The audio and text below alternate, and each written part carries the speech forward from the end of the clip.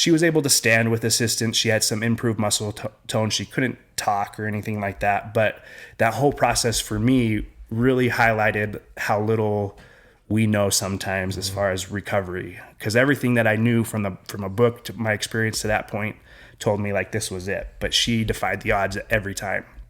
And so I left. I took another job, but I was still helping at that facility on the weekends. And I remember coming back maybe a month or two later. I hadn't seen her for 2 months, and I walked into her room and she said hi to me for the first time. Gives me goosies, yeah. And it was incredible. It was just like it was the first time I had heard her voice, and I had worked with her for 3 months.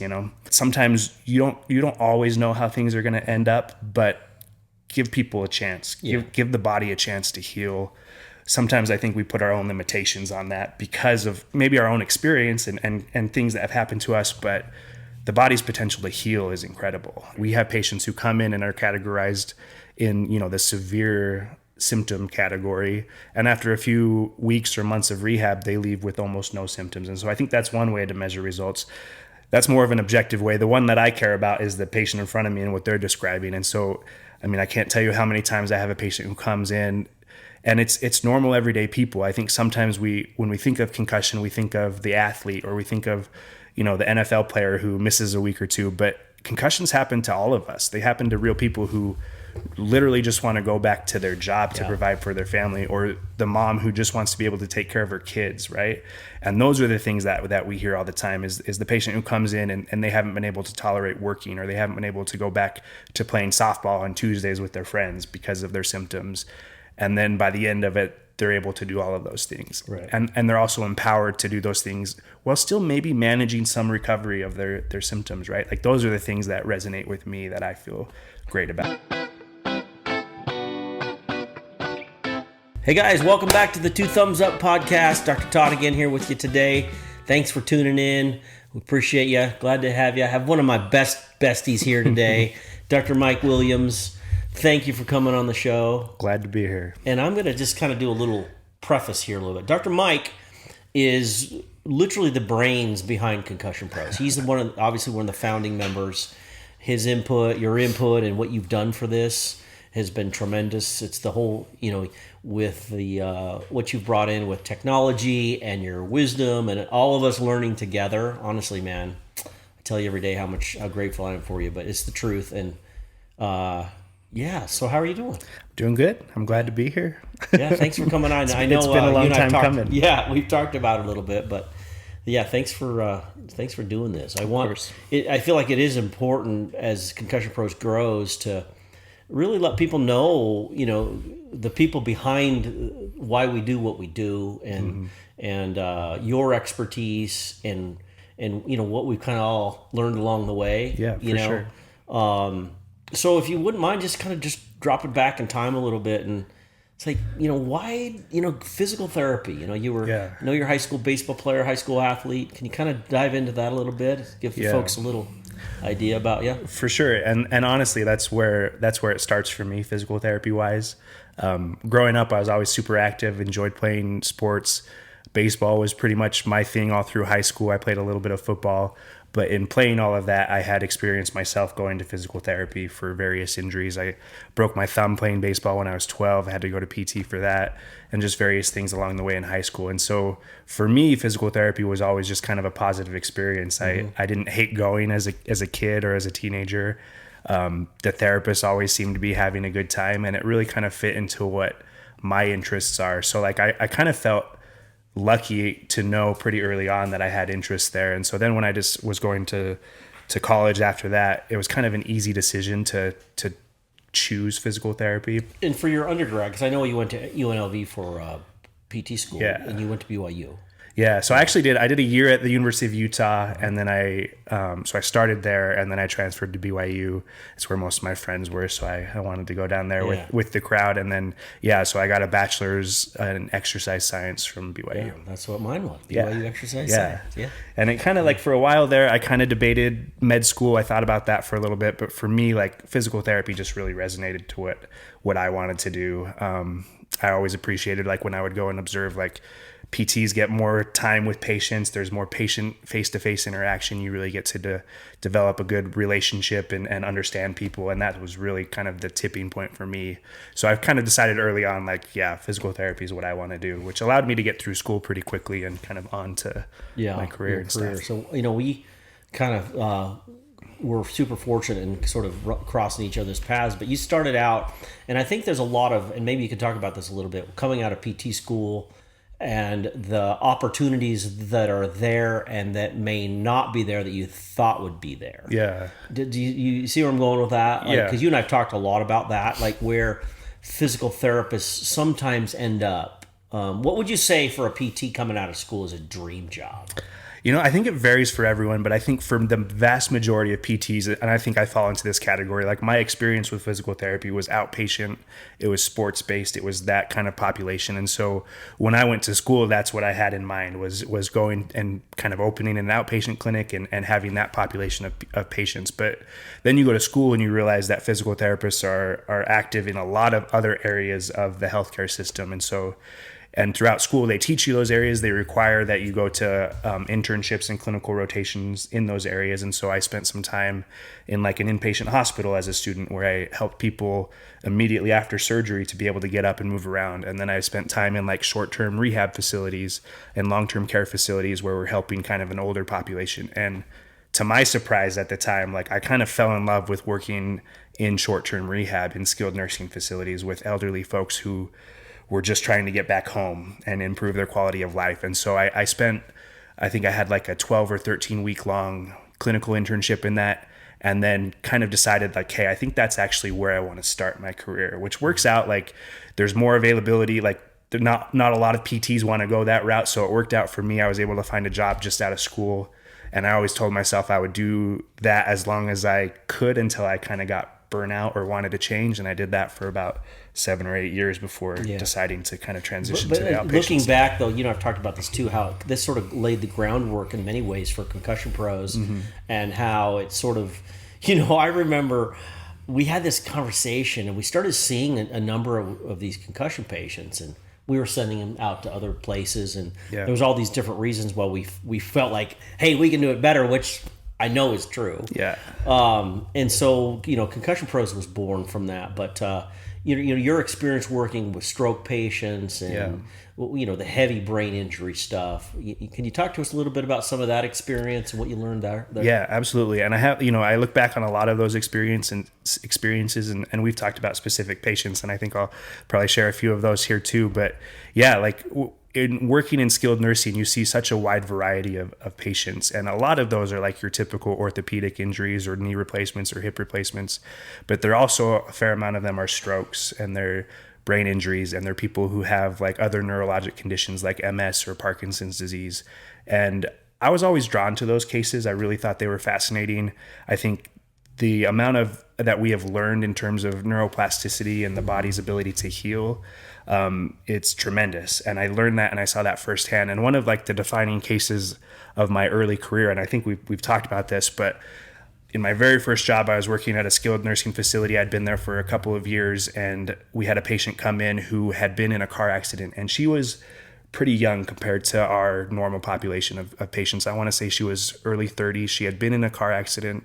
She walked away from the car accident just fine. She had been cleared by EMTs at the scene, and then her roommate found her later that evening. She was unconscious at home, and basically what had happened was she had a delayed vertebral artery bleed.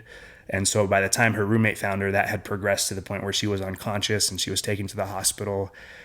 By the time she had come to our facility, she'd been in the hospital, I want to say for multiple months, maybe up to 6 months. They had stabilized her in the hospital, and then she had gone to like a long-term care facility. And then at that point, like she wasn't able to tolerate enough therapy to stay there. And so at the next stopping point for her was at a skilled nursing facility with us. And I remember the first day going in to evaluate her, it took 3 of us to just help her sit on the edge of the bed.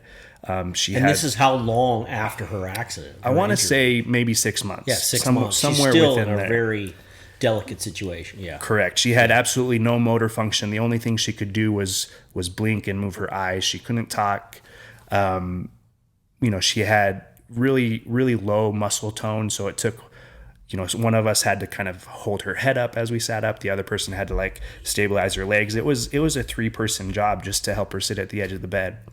And I remember thinking like I left that evaluation thinking like everything that I know about her rehab potential says like it's probably not going to get much better than this. But she was there. We had a good team of therapists, and we just decided to kind of go to work and just to do everything that we could to help that healing process. And she ended up being there for several months. I actually left towards the end of her therapy to take a different job. But when I left, she was able to stand with assistance. She had some improved muscle tone. She couldn't talk or anything like that. But that whole process for me really highlighted how little we know sometimes as far as recovery, because everything that I knew from a book to my experience to that point told me like this was it. But she defied the odds every time. And so I left. I took another job, but I was still helping at that facility on the weekends. And I remember coming back maybe a month or two later. I hadn't seen her for 2 months, and I walked into her room and she said hi to me for the first time. Gives me goosies, yeah. And it was incredible. It was just like it was the first time I had heard her voice, and I had worked with her for 3 months, She eventually was able to walk with assistance with a walker. I kind of lost contact with her shortly after that. I know she made it back home. She did some outpatient therapy, but that experience for me really helped me define like, hey, like sometimes you don't always know how things are going to end up, but give people a chance. Give the body a chance to heal. Sometimes I think we put our own limitations on that because of maybe our own experience and things that have happened to us, but the body's potential to heal is incredible. And I think when we first started kind of the ConcussionPros idea, you're right. Like we were seeing patients who had concussion symptoms, who had been in car accidents. And, when we would hear things like dizziness or headaches or mental fog, those memory issues, like our first inclination was like, hey, let's get you to a neurologist, right? So we would send them to a neurologist, and then they'd come right back to us. And most of the time pretty frustrated, like, hey, the neurologist said I have a concussion. They told me just to like, give it time, hang out in a dark room, avoid caffeine, like all of these things that were kind of standard at the time, but that didn't really help the patient. And that was the kind of the motivation, like in those early days, like, hey, maybe there's more we can do. Maybe we can take these ideas that we know work for more traumatic brain injuries and apply them to concussion. Yeah. And then that led us to like the rabbit hole of research, and lo and behold, there was a lot of things coming out about how to rehab these injuries, and that was kind of the basis. You've done a phenomenal job with, this whole thing is in for a lot of information sharing, even with practitioners, doctors of every kind, from neurologists across the board, on literally the newest research, what's out there, why functional rehab is essential for these type of brain injuries. And again, we know that with the more serious brain injury, we've got to get them motor function, speech, cognition, all those things sort of back online. But what's interesting about the concussed patient to me is for so long it has been sort of classified as I'm going to say it this way, a nothing burger, so to speak, when it comes to brain injury. And it is a TBI, traumatic brain injury, but for whatever reasons, and maybe it's because we didn't know what to do with them. Yeah. That they sort of got placed in this category of like, hey, rub some dirt on it and you'll be fine. Yeah, like just give it time, right? Give it some time. That's an interesting phenomenon because we know now that that's the opposite of what is to be done.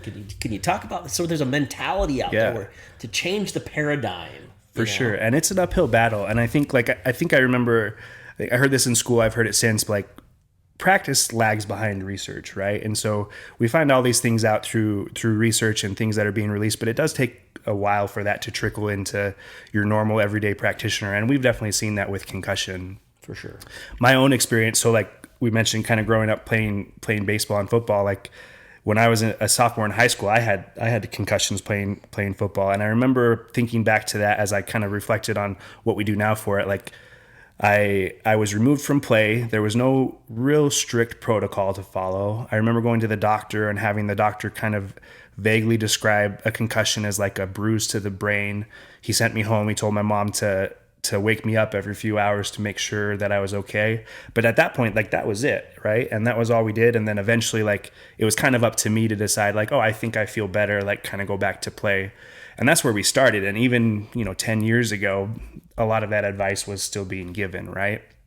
And then you fast forward to now where, there's much better things. We know too much rest or avoidance and things like that make symptoms worse. And so our role as practitioners is to educate not only the patient who's in front of us to follow those guidelines, but also the practitioner, the people that these patients are seeing first, as to manage the symptoms. But the worst thing we can do for these patients is tell them to do nothing and to go avoid their symptoms, right? I mean, we have, and you know this firsthand, we've spent time educating emergency room doctors, urgent care facilities, and it's not that they're not educated. They're very intelligent people, but they're still stuck in that old paradigm. And so we spend a lot of time doing that. And so, what, as far as the, what have you found with results? Yeah. Like, we love talking about our results because we have a results-based system.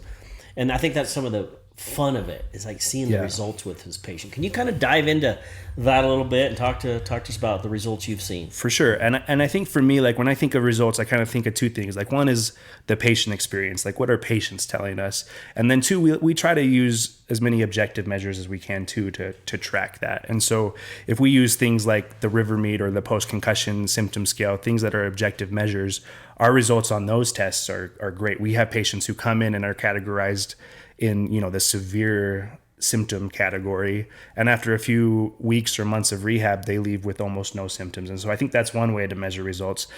That's more of an objective way. The one that I care about is the patient in front of me and what they're describing. And so, I mean, I can't tell you how many times I have a patient who comes in, and it's normal everyday people. I think sometimes when we think of concussion, we think of the athlete, or we think of the NFL player who misses a week or two, but concussions happen to all of us. They happen to real people who literally just want to go back to their job to provide for their family, or the mom who just wants to be able to take care of her kids, right?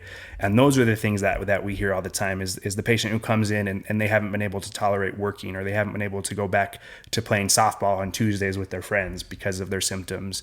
And then by the end of it, they're able to do all of those things. Right. And they're also empowered to do those things while still maybe managing some recovery of their symptoms, right? Like those are the things that resonate with me, that I feel great about. Yeah, with our having patients. people that, because you're right, because even in the athletic setting, especially with collegiate or in high school, but for sure professional, where they have so many resources to get these sort of things evaluated and cared for. The general population, we have actually looked. There is not, humbly, right? I think we're the best in the country. I mean, literally. I mean, there's not a whole lot of people that do what we do, and get the results that we get. And of course, we're the ones doing it. And we, but I'm not saying that out of boasting. I'm saying that out of what been our experience, because that's our intention.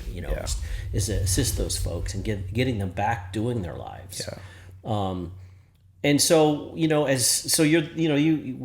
a clinic director, VP of clinic oversight and all of those things. And so kind of where do you see this world going, this concussion injury world, the ability for people to get care? Yeah. What do you see?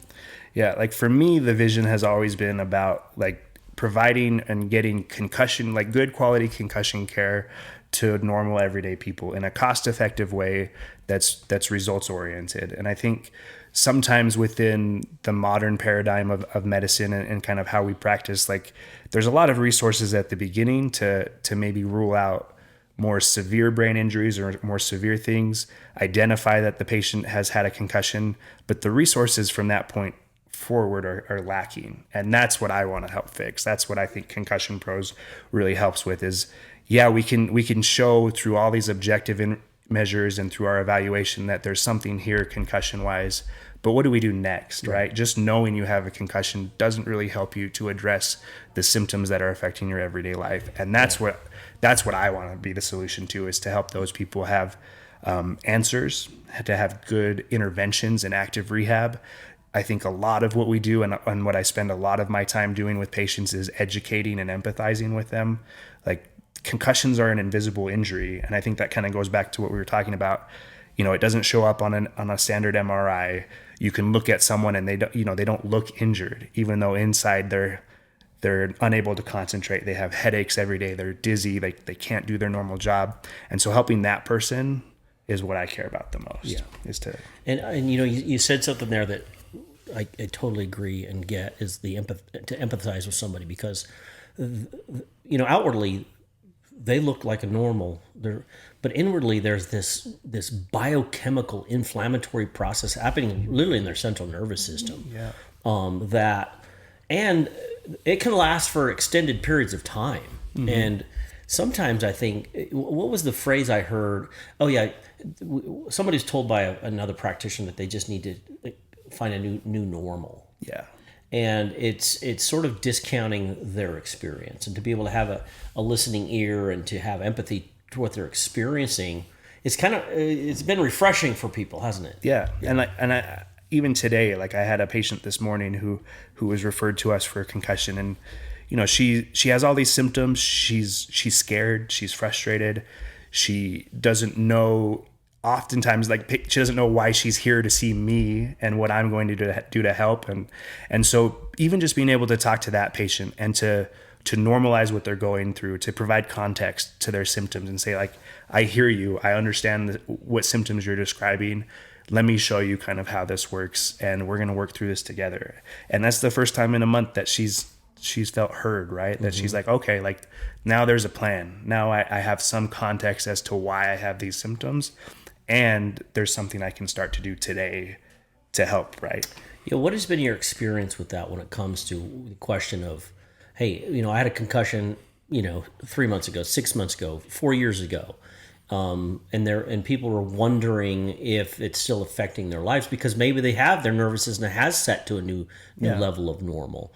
Then we talk about, like, okay, you had a primary injury, but then there could be a secondary or tertiary. We've seen situations where someone gets in an injury situation, a car accident, and they could think they're fine, and then they end up on the ski slopes one day, hit a bump, and all the symptoms come back. Yeah. What is the deal with the primary, secondary, tertiary impact syndrome? Yeah. Well, so I think there's a few things that go into that. Is one, you have an initial injury, and the patient might be limited by their symptoms, and that patient can go a couple directions. But sometimes, and I think a lot of the times, without intervention and education, that patient leans towards avoidance, right? So this patient who used to ski or who used to do other things, they avoid. Yeah. Now they no longer do those things. So they feel recovered. Their symptoms are better. It's totally true. I get that. But they're functioning at a new normal, right? They've changed their life, and they've changed the things that they do on a daily basis to avoid symptoms. I just thought of something. And this is weird you say this, because I had actually considered this before, because I've had a number of concussions in my life. And I remember I was at BYU going to school, actually before I got married, and I went skiing. And I grew up skiing. Like, I lived for it up in Oregon, Mount Bachelor. Yeah. And I was, I skied a lot, and I was up at Snowbird, and I hit my head one day after I took this jump, and I knew I concussed myself because I'd had them before. Yeah. And I'll tell you what, I didn't ski again for 5 years. Yeah. And now that you say that, I'm like, maybe, because I hadn't even considered the idea that I was avoiding that, because I don't want to do that again. But neurologically, my central nervous was saying, hey, buyer beware here. Yeah. And it's almost, until you just brought that to my awareness, I was kind of unconscious to that possibility. And I think as humans, like, hey, if an activity makes me feel terrible, I'm going to avoid that activity, even if it is something that I previously really enjoyed, right? And you're unconscious to it. Yeah, like we just steer away. And so I think that is one path that initial patient goes down. And then they try skiing a few years later, and their symptoms come back. And it's because, like, I think if we get into some of the healing and the neuroplasticity, like, those pathways that are responsible for those things have been pruned away because they're not using, and our brains are constantly changing based off of how they're being used, right? Mm-hmm. And so I think that's one thing that can happen. But the second thing is maybe that patient does do treatment, and maybe they kind of recover back to normal. What the research shows us is then when they have a second injury or a third injury, symptoms tend to worsen each time. And I think there's a few reasons for that. I think we're still kind of learning kind of why that happens. But one of the greatest risk factors for a concussion, and even increased and prolonged symptoms after a concussion, is history of other concussions. And is it similar, would you say, to, like, hey, I've sprained my ankle and there's a high likelihood because of that that damaged nerve tract or that area of potentially even scar tissue we know. And we've seen cases where, the ankle may be a simplistic example, but you sprain an ankle, it's likely you're going to sprain that sucker again. Yeah. And if you've had a concussion, there's actual scarring, micro scarring potentially. Yeah. And it can, you can re-injure those areas. For sure. And I think there's a lot of metabolic things happening in our brains that really are kind of what's responsible for the symptoms and the mechanism of a concussion injury. And I think we're still learning as to why as to why that maybe becomes more with injuries. But it's definitely a thing that we see with patients, but that also is recognized in research. Wouldn't it be fun to be part of that? Yeah. Why? We just recently started a foundation we're super excited about. It's just barely getting off the ground. The Concussion Recovery Foundation, and to your point, what you mentioned earlier, potentially provide resources for people that may not have resources to get concussion care wherever they may be, and so that's kind of an exciting possibility. But also, we've talked about in that foundation having the ability to fund some research and take a look at these things. And there's a lot of possibilities here, huh? We talk about them a lot. We get excited about it. Yeah, and that's the only way we're going to learn, right? Like that's the only way we progress forward in learning about any of these things is through research, through experience, and I think adding that to what we already do, where we try really hard to take care of those patients in front of us and get them back to normal.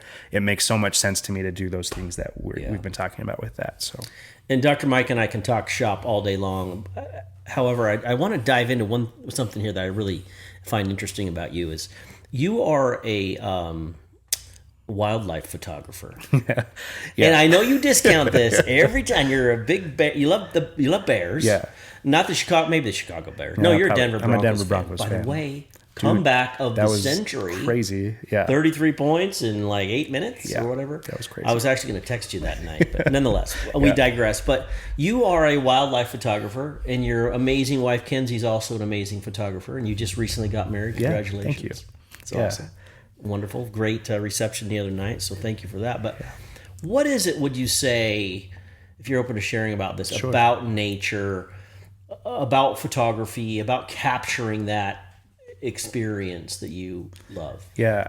It's kind of been something throughout my whole life, especially I want to say even like after I graduated from graduate school on, where going outdoors, like seeing wildlife, exploring that way has always just been a way for me to kind of decompress, to kind of ground myself and kind of get back to what's really important. When you're out enjoying these things, like everything else kind of disappears. And so for me, it's always been a place where I can go do that. And so for years and years, like I love going up to Yellowstone. I love going up to Grand Teton National Park, and exploring that area. And I'm pretty selective as to who I bring up there with me, because my dream, like I love to go up there.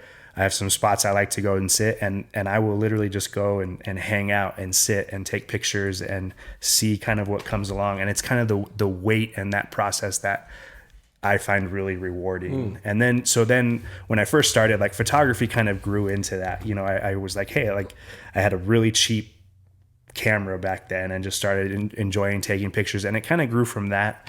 And then meeting Kenzie, who is an actual photographer, she's really good. She's great. And so that kind of helped me, I feel like, to take it to like the next level where I'm like, oh, now I understand a little bit more of like the settings and all of like the technical stuff with photography. And that was something for us that, like, including her in that, where we go up to Yellowstone and just kind of explore together and no pressure. And we both just really enjoy that. It's just a way to kind of decompress and connect. And so she has really upped my photography game a lot. In fact, there's a funny story so I had, when we and her first started dating, I had gotten a new camera. It was like a DSLR. It was enough for what I wanted to do, but she really wanted me to upgrade my camera, because we would go out, we would explore, we'd take really similar pictures, and I'd look at hers and be like, oh man, that looks like so much better. And yeah, she's better, but also like the camera was better too. And so she kind of pushed me for a long time to get a new camera. But the funny story was, so last year in July for her birthday, we were going up to Glacier National Park, and one of the things that she really wanted was for me to get a new camera for that trip. But what she didn't know was also on that trip, I was planning on proposing to her. So I had a little bit of other things on my mind. And so that trip comes around like 2 days before, 3 days before, and I'm in my mind making sure I have everything that I need to propose. And we sit down, and she's like, "Well, did you get your new camera?" And I'm like, "Well, no, I decided I don't want to get that." And her sister was living with us at the time, and she knew everything that was happening. We're all sitting there, and Kenzie's like, "Well, we should it was pretty upsetting to her that we wanted to go up there. You're going to be disappointed in the pictures because you don't have this new camera." And in the back of my mind, I'm like, yes, but what you don't know is was this other thing There's came something in else the mail. going on here. Yeah. So I ended up buying like a used camera that overnighted and had a camera to go up there and shot some great pictures. And then we ended up getting engaged while we were up there. So just kind of said yes. Yeah, she said yes. She's still She's around. awesome. It's Yeah, official now. Yeah, they got but yeah, married. so Yeah. photography for me in that way has always just been about connecting and enjoying and capturing that experience. You can look up pictures of anything, but there's something about being able to capture a picture of when you were there and that specific moment in time that I really resonate with. Yeah, I can see that. And what would you say it is about you that kind of it takes you to a different place? I know you as a very intuitive person. You truly care. You have this deep heart, this big heart, care about others and their experiences. And so, what is it in the wilderness that you feel that sort of speaks to who you are? I mean, I think it's just connection, right? It's a different sort of connection. It's connecting with, the world as a whole and nature and wildlife is part of that, I think. And not to discount like human connection, which I also feel very strongly about, but I also get pretty worn out with that sometimes. Yeah. And so for me, it's like an intentional choice to recharge. Like I want to be able to show up the best that I can for the people around me all the time. And I can't do that if I'm burnt out. And so the wilderness and the wildlife stuff to me has always been a way to do that. You and I both are learning some things about, leadership and business and having, a space where people, when we're creating something as amazing as Concussion Pros, where it's just a free flowing place where it's full of optimism. Yeah, it's full of possibilities.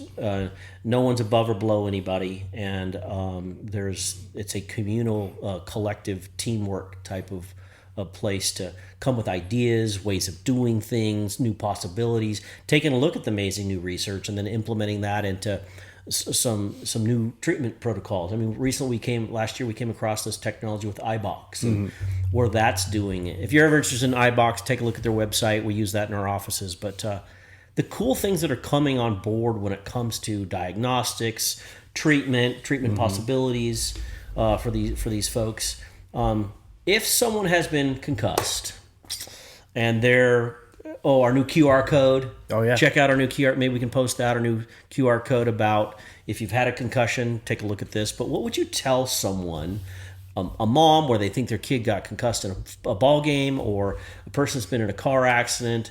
What would you tell them are some of the first steps they should take? Yeah. So I think immediately it's to remove from play. It's to step away from that and reduce the risk for further injury.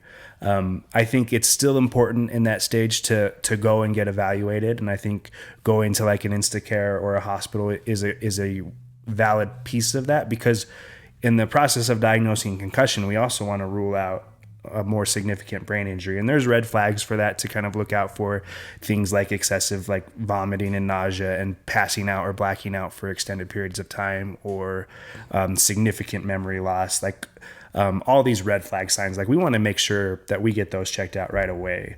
But once you're done with that, in terms of, and we've identified that it's likely a concussion injury, then for me it's relative rest for a day or two, and then it's a guided return to activity. And I think the sooner the better. Research definitely, I think, supports that. Is the sooner that we can get in and help guide a patient back to activity, the quicker that their symptoms resolve, and the less likelihood of having persistent concussion symptoms afterwards. And so definitely go in, like get checked out, and then get started right away. I think I understand why there's some reservation sometimes. It seems like a scary thing to kind of jump back into activity, but that's why my recommendation would be like, go to someone who has training in concussion, who knows the things to look out for, who can kind of guide you through that process. And then, eventually kind of getting back to normal life. But yeah. Awesome. Appreciate that. Yeah. I was thinking about this the other day as a parent, a number of, my son Gavin we were years and years ago, he was probably 6, and my boys wanted to go golf. So we lived on a golf course, and my oldest son was driving, and I thought, Dad, I should sit in the middle just in case I need to grab the wheel. And Gavin, I call him Reno, was on my right side. And Eric, my older son, missed the tee box, and he took a hard left. So my younger son, Gav, at 6, flies out of the car, out of the golf cart, and lands with his head on the golf cart path. And I heard his skull fracture. Yeah. And he did have a 2-inch fracture in his skull when we got him. But I'll tell you, as a parent, and he's good, he's thriving, he's 27 now, but, as a parent to have a kid when there's so many questions, even I was a healthcare provider, and so there was enough I knew to be scared. Yeah. But when when you have when you're really concerned about your kid, that's why I think we're so passionate about getting the information out. It's like, here's some possibilities. We have a great website, folks, concussion-pros.com. It's got a great info on there. Thanks, brother. Yeah. Thanks for coming on this deal. Yeah. And we've talked about it a number of times. I appreciate you taking the time, but I do feel like it's important. Literally, Mike is the brains behind this whole thing, and we're excited about the possibilities of Concussion Pros and where we're going. And we got a great staff, Dr. Sterling here, Dr. Mike. We got 2 Dr. Mikes, but we're excited. Brother. Yeah. So grateful. Thank you. And I would just add, I am definitely not alone in this. I mean, we have so much support as a team. What we've been able to do is really dive in and compile research and kind of use that. And so I enjoy those things. I can nerd out about that stuff for a long time, but it's been really rewarding to find out the information that's out there, compile it, and to help people. And so, that's what keeps me going every day. And the reason I enjoy, there's very few times I dread going to work, because I really enjoy helping people through this process. And then when you do, it's like, it's time to go take some pictures in the wild. Go find some bears, right? Go find some bears. Folks, we're grateful for you. Thanks for tuning in to 2 Thumbs Up podcast. Dr. Mike Williams along with us today. Thanks, Mike. Check us out, concussion-pros.com, Alpine Integrated Health and Injury. We do a lot of other amazing things when it comes to physical therapy, any type of biomechanical injury, post-surgical, all that stuff. I think the brain thing is we're super excited about. Yeah. But I feel like we do a lot of great things, and absolutely. I appreciate your input, my friend. Thanks you very much. Yeah, glad to be here. Love y'all. Thanks for tuning in. We'll catch you next time. Thank you. 2 thumbs up.